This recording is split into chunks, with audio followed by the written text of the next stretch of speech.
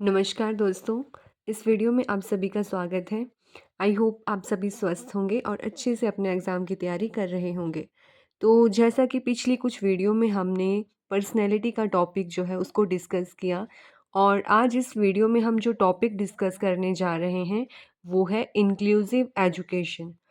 ये जो है एक बहुत ही इम्पॉर्टेंट टॉपिक है और इस टॉपिक से 4 से 5 नंबर के क्वेश्चन जो हैं देखने को मिलते हैं। इस टॉपिक को समझना एज़ अ टीचर भी आपके लिए बहुत ज़रूरी है। अब चलिए शुरू करते हैं। आज के टॉपिक का नाम है इंक्लूसिव एजुकेशन, जिसे हम कहते हैं समावेशी शिक्षा। एक बहुत ही अच्छी लाइन है, segregation is against the law of nature. Segregation का मतलब होता है अलगाव। अलगाव जो है क्या है? वो प्रकृति के नियमों के विरुद्ध है। अब इस लाइन का इस टॉपिक से क्या लेना-देना है? इसको समझने के लिए ये जो सेग्रीगेशन है, इसका मतलब है कि हमने क्या करना है, जो विशिष्ट आवश्यकता वाले बच्चे हैं, उनको सेग्रीगेट नहीं करना है। उनको नॉर्मल बच्चों के साथ जो है, नॉर्मल क्लासरूम में एजुकेशन प्रोवाइड करवानी है। अब जैसा कि टॉपिक है इंक्लूसिव एजुकेशन समावेशी शिक्षा, तो इसका मतलब क्या है? समावेशी शिक्षा का मतलब है कि समाज में जो जितने भी वर्ग हैं, अब कौन-कौन से वर्ग हैं? जैसे सामान्य वर्ग हो गया, निर्धन जो गरीब होते हैं, वंचित, पिछड़े, अनुसूचित जाति और जनजाति। ये क्या हैं? ये समाज के कुछ वर्ग हैं। तो समावेशी शिक्षा में जो है इन सभी वर्गों के जो बच्चे हैं, उनको शिक्षा के द्वारा क्या करना है? मुख्य धारा से जोड़ना है। उन सभी बच्चों को शिक्षा के समान अवसर जो हैं उपलब्ध करवाने हैं, ताकि क्या है? उनको शिक्षित किया जा सके, उनका विकास किया जा सके। अब शिक्षा का जो उद्देश्य है वो है सभी बालकों को शिक्षा देना तथा देश की प्रगति में उनकी मानव संसाधन क्षमता का उपयोग करना। समावेशी शिक्षा के द्वारा क्या है, ये जो समावेशी शिक्षा है वो समाज में एकता, समानता और बंधुत्व को बढ़ावा देती है। तो जो समावेशी शिक्षा है वो बहुत ही आवश्यक टॉपिक है और इसको समझने के लिए हमें डिफरेंट डिफरेंट टाइप के जो बच्चे हैं उनको भी समझना पड़ेगा। तो ये तो हमने बात की समावेशी शिक्षा की। अब शिक्षा कहाँ पे दी जाती है? शिक्षा दी जाती है स्कूल में। तो इसको हम कहते हैं इंक्लूसिव स्कूल, समावेशी स्कूल। अब जान लेते हैं कि समावेशी स्कूल क्या होते हैं। अब जो समावेशी स्कूल होते हैं वहाँ पर जहाँ एक कॉमन सिस्टम में एक special child, normal child, gifted child एक साथ पढ़ सकें। अब नॉर्मल सिस्टम, कॉमन सिस्टम मतलब जो सबके लिए एक समान हो और जिसमें कौन-कौन पढ़ेंगे? जो हमारे स्पेशल चाइल्ड होते हैं, विशेष बच्चे होते हैं, सामान्य बच्चे होते हैं, प्रतिभाशाली बच्चे होते हैं, उन सभी बच्चों को क्या करना है? एक साथ जो है एक क्लासरूम में पढ़ाना है। ये है आपका इंक्लूसिव स्कूल। अब जो इंक्लूसिव स्कूल में किन बच्चों को पढ़ाएँगे? जिनका आईक्यू क्या है? मोर देन 70 है। 70 या मोर देन 70, क्योंकि जो जिनका आईक्यू लेस देन 70 है, उनको क्या है? सेपरेट स्कूल में पढ़ाया जाता है, क्योंकि इसमें आ जाते हैं आपके मेंटली रिटार्डेड बच्चे। उनको जो है नॉर्मल क्लासरूम में पढ़ाना इम्पॉसिबल होता है, क्योंकि उनको जो है बहुत सी विशेष फैसिलिटीज़ की आवश्यकता होती है। आपने एक नाम सुना होगा, स्पेशल एजुकेशन करके एक कोर्स है। जो जैसे हमारे डीएलएड, जेवीटी की तरह ये कोर्स होता है। उसमें जो है ब्रेल लिपि सिखाई जाती है बच्चों को, जो स्पेशल एजुकेशन का कोर्स करते हैं। तो ये जो स्पेशल एजुकेशन का कोर्स करते हैं, ये पढ़ाते हैं इन बच्चों को जिनका आईक्यू जो है लेस देन 70 होता है।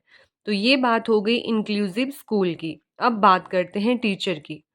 अब जो टीचर बच्चों को पढ़ाएगा उसके अंदर क्या क्वालिटीज़ होनी चाहिए? सबसे पहला है सेंसिटिव रहना चाहिए। सेंसिटिव का मतलब ये नहीं है उसको बहुत ही सेंसिटिव होना चाहिए, मतलब उसको क्या संवेदनशील रहना चाहिए। किसके प्रति? बच्चों के प्रति। क्योंकि जो समावेशी क्लासरूम होगा, स्कूल होगा, वहाँ पे क्या है? डिफरेंट डिफरेंट टाइप के बच्चे जो हैं शिक्षा ग्रहण करने के लिए आते हैं। तो जो टीचर है उसको हर बच्चे के प्रति जो है संवेदनशील होना चाहिए। किसी भी बच्चे को बेचारा टाइप फ़ील नहीं करवाना है या किसी की तरफ झुकाव नहीं होना चाहिए ज़्यादा। एक टीचर के लिए उसका हर स्टूडेंट जो है एक समान होना चाहिए। इसलिए कहा गया है कि टीचर को संवेदनशील रहना चाहिए। सेग्रीगेट नहीं करना है किसको? बच्चों को। किसके बेसिस पे? Culture, gender, language, mental ability, interest, इन सब के आधार पर जो है बच्चों को सेग्रीगेट नहीं करना है। क्योंकि कल्चर आपको पता है हम भारत में रहते हैं और भारत क्या है? विविधताओं वाला एक देश है। यहाँ पर अलग-अलग संस्कृति, धर्म के लोग रहते हैं। तो बच्चों को क्या है उनकी संस्कृति के आधार पर अलग नहीं करना। जेंडर जैसे मेल, फीमेल, ट्रांसजेंडर है, तो जेंडर के आधार पर भी किसी के साथ भेदभाव नहीं करना।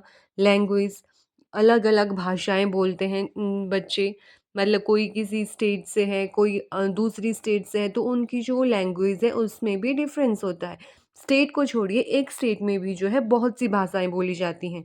तो भाषा के आधार पर भी किसी को सेग्रीगेट नहीं करना है। मेंटल एबिलिटी, अब आपको पता है कि हर पर्सन जो है दूसरे पर्सन से अलग होता है, इंडिविजुअल डिफरेंसेस पाए जाते हैं। तो उसके साथ क्या है, जो मेंटल एबिलिटी है वो भी हर व्यक्ति की, हर बच्चे की अलग-अलग होती है, तो उसके आधार पर भी बच्चों को अलग नहीं करना है। इंटरेस्ट आल्सो वेरी करेगा पर्सन टू पर्सन, तो उनकी रुचियों के आधार पर भी उनको सेग्रीगेट नहीं करना है। तो ये बात हो गई सेग्रीगेशन की। आगे है डिफरेंशिएट इंस्ट्रक्शन। क्या करना है टीचर को? क्लासरूम में डिफरेंशिएट इंस्ट्रक्शंस का यूज़ करना है। ऑडियो विजुअल एड, ये जो एक बहुत ही अच्छा वे है टीचिंग का, ऑडियो विजुअल एड, क्योंकि क्लास में ऐसे बच्चे होंगे जिनको कम दिखाई देता है या कम सुनाई देता है, तो उनकी नीड्स के अकॉर्डिंग जो है ऑडियो विजुअल एड का यूज़ किया जाना चाहिए। अब ये सिर्फ स्पेशल बच्चों के लिए नहीं, जो नॉर्मल बच्चे होते हैं उनके लिए भी बहुत ही इफ़ेक्टिव टीचिंग एड है आपका ऑडियो विजुअल एड। क्योंकि बच्चा जब चीज़ों को खुद देखता है, सुनता है, तो क्या है वो चीज़ें लॉन्ग टर्म तक जो है उसे याद रहती हैं। आगे है हेटेरोजेनियस ग्रुप बनाने हैं, मतलब अलग-अलग एबिलिटी के बच्चे होते हैं उनके ग्रुप बनाने हैं क्लास में। चाइल्ड सेंटर्ड एजुकेशन, जो बच्चा है उसके अकॉर्डिंग जो है शिक्षा होनी चाहिए, नहीं ना कि शिक्षा के अकॉर्डिंग बच्चा।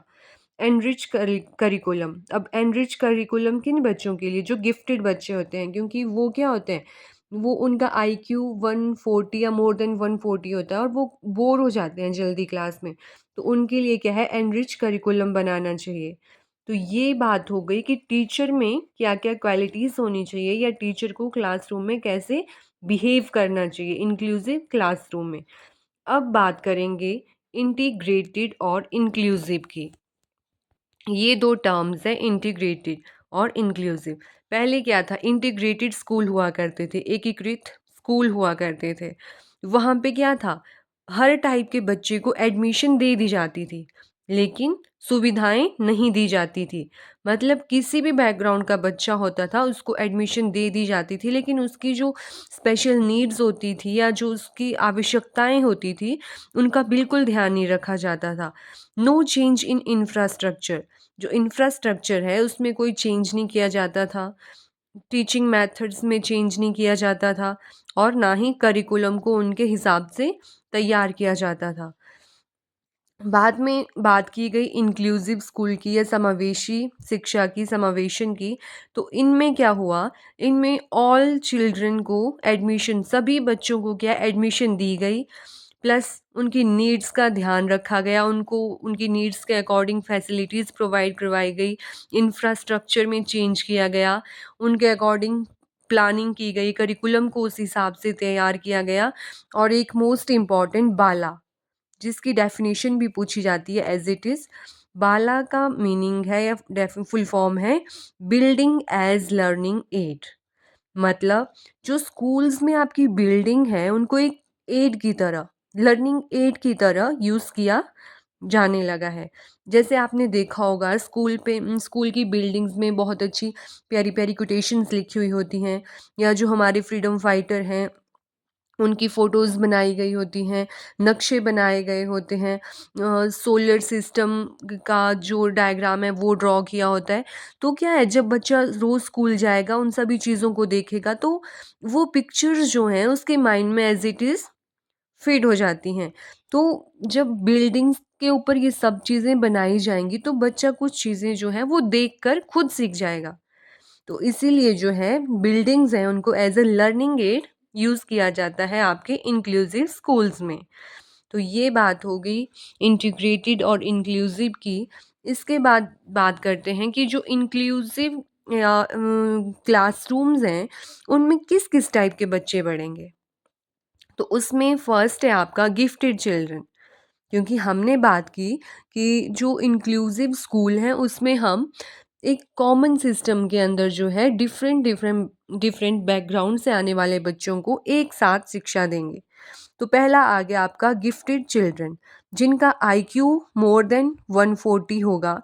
इनकी जो भाषा है, लैंग्वेज है, उसके ऊपर बहुत अच्छी कमांड होती है। इनके लिए एनरिच्ड करिकुलम तैयार किया जाना चाहिए।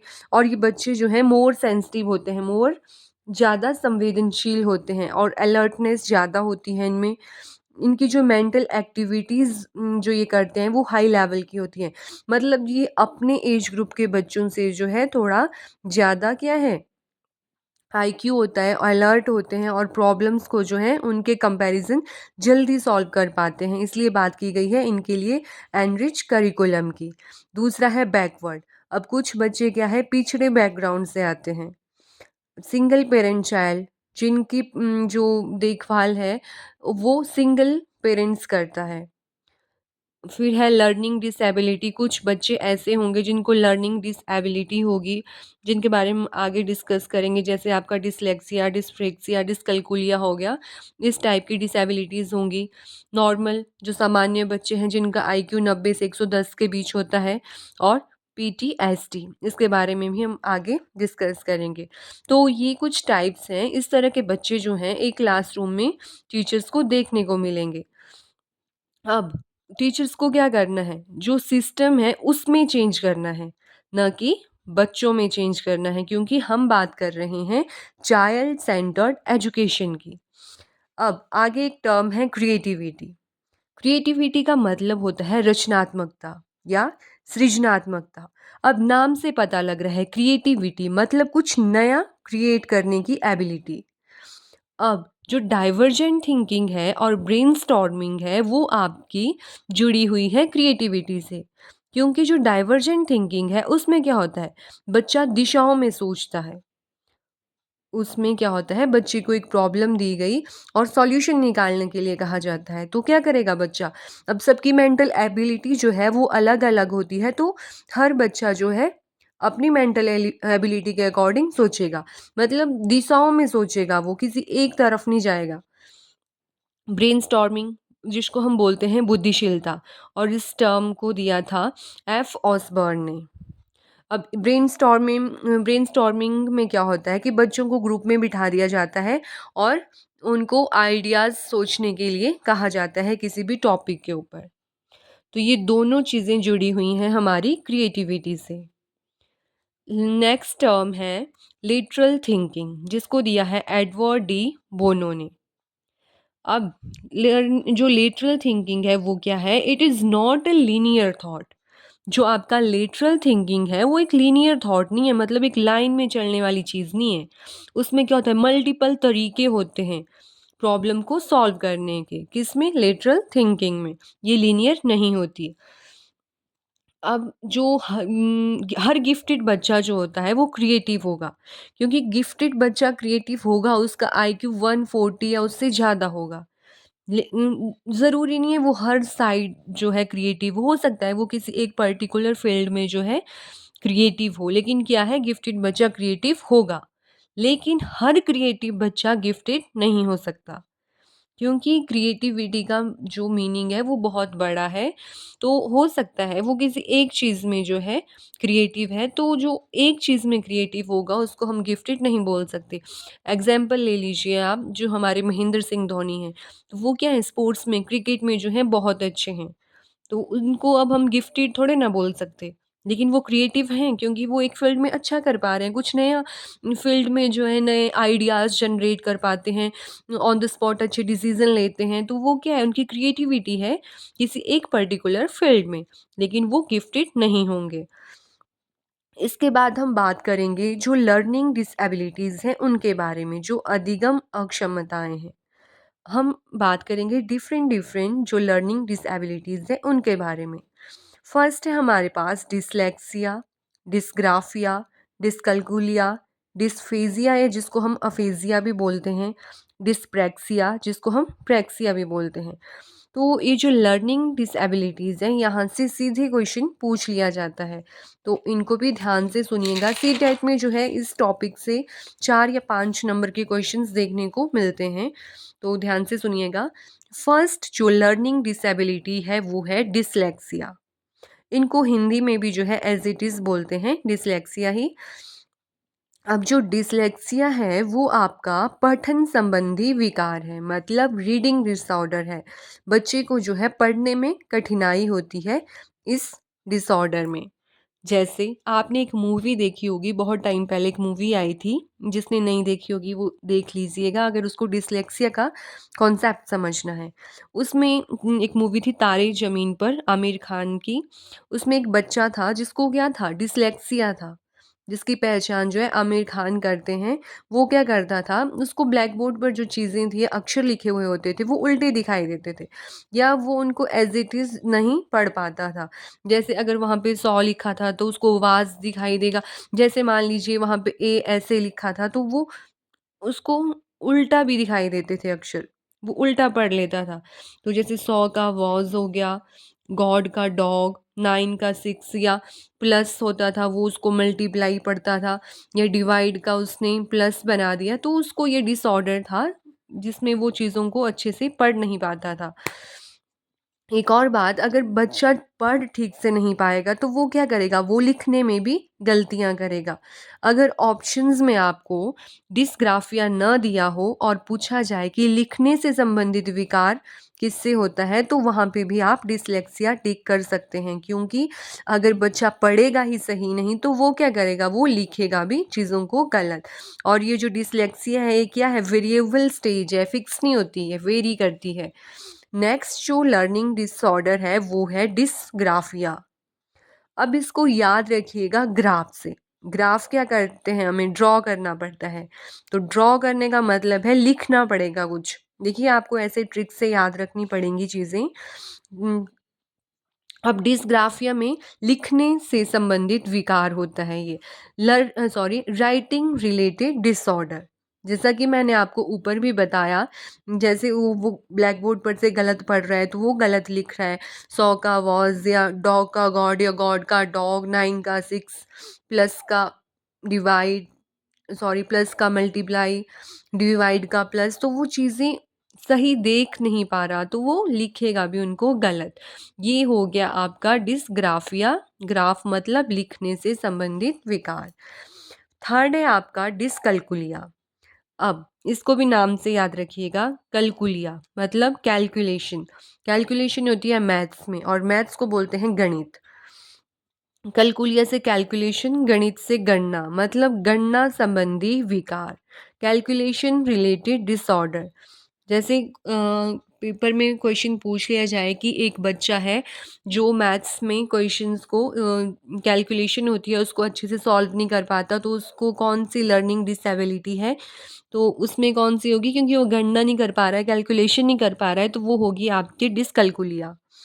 इसके बाद हम बात करेंगे डिस्प्रेक्सिया की या अप्रेक्सिया की। ये होती है मोटर स्पीच डिसऑर्डर, बोलने से संबंधित विकार, मतलब किसी मोटर की वजह से आपको जो है ये विकार होता है या डिसऑर्डर होता है।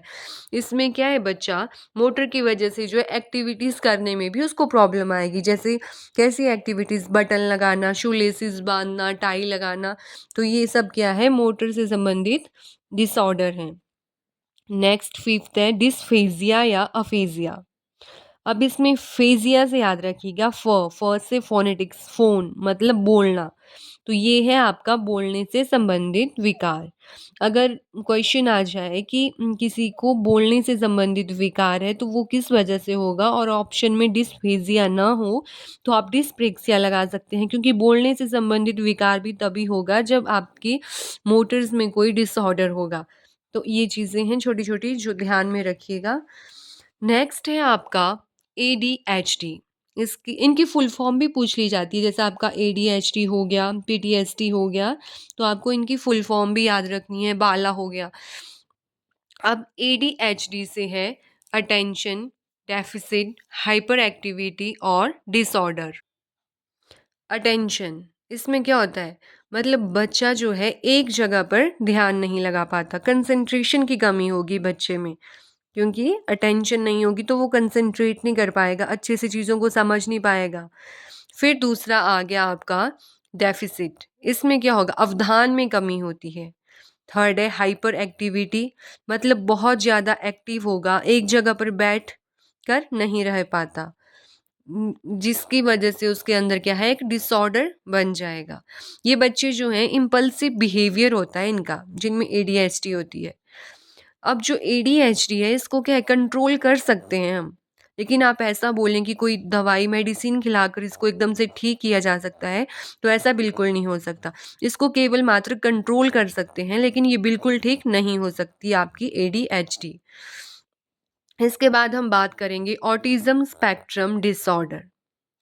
अब जो आपका ऑटिज़्म स्पेक्ट्रम डिसऑर्डर जिन बच्चों में होता है, उनको बहुत सी प्रॉब्लम जो है फेस करनी पड़ती हैं, जैसे communication, social activities, coordination, repetitive actions. अब कम्युनिकेशन में कैसे प्रॉब्लम होगी? ऐसा बच्चा जो है जिसमें ऑटिज़्म स्पेक्ट्रम डिसऑर्डर होगा, उसको बोलने में जो क्या है समस्या आती है, या कोई लाइन वर्ड है वो बार-बार बोलता रहेगा। वो क्या है, कम्युनिकेशंस में प्रॉब्लम आ रही है, रिपिटेटिव एक्शन शो कर रहा है। सोशल एक्टिविटीज़, अब वो जो सामाजिक क्रियाएँ हैं उनको भी अच्छे से नहीं कर पाएगा। कोऑर्डिनेशन की कमी होगी, वो किसी के साथ कोऑर्डिनेट नहीं कर पाएगा। फिर आ गया रिपिटेटिव एक्शंस, कोई काम एक बार किया दोबारा वही करेगा, या किसी को बार-बार बोलना, या कोई शब्द बार-बार रिपीट करना। तो ये सारा किसकी वजह से हो रहा है? ये हो रहा है आपका ऑटिज़्म स्पेक्ट्रम डिसऑर्डर की वजह से। इसमें एक और टर्म है सेरेब्रल पाल्सी। ये क्या है, एक ब्रेन डैमेज है, मतलब ब्रेन डैमेज या ब्रेन के किसी पार्ट में जो है डैमेज हो जाता है, ब्रेन का कोई पार्ट। मूवी है एक ज़ीरो, जिसमें अनुष्का शर्मा को जो है ये डिसऑर्डर था, ये सेरेब्रल पाल्सी। इसमें क्या होता है, इसमें भी कम्युनिकेशन से संबंधित प्रॉब्लम होती है आपकी, इसमें और भी बहुत सारी समस्याएँ आ जाती हैं, क्योंकि हमारा जो मैक्सिमम एक्टिविटी होती है वो क्या है, मैसेज तो ब्रेन से आता है, अगर ब्रेन से मैसेज नहीं आएगा या वीक सिग्नल होगा तो क्या है, मैक्सिमम प्रॉब्लम्स आती हैं, ऐसे बच्चे को बहुत सी समस्याएँ फेस करनी पड़ती हैं। इसके बाद हम बात करेंगे PTSD, post traumatic stress disorder. देखिए इसमें भी सिर्फ आपको अगर इसका फुल फॉर्म याद रह जाती है तो आगे की चीज़ आप यहीं से समझ जाएँगे। कैसे? जैसे पोस्ट मतलब बाद में, ट्रॉमेटिक कोई ट्रॉमा है उसके बाद में क्या होगा, स्ट्रेस डिसऑर्डर।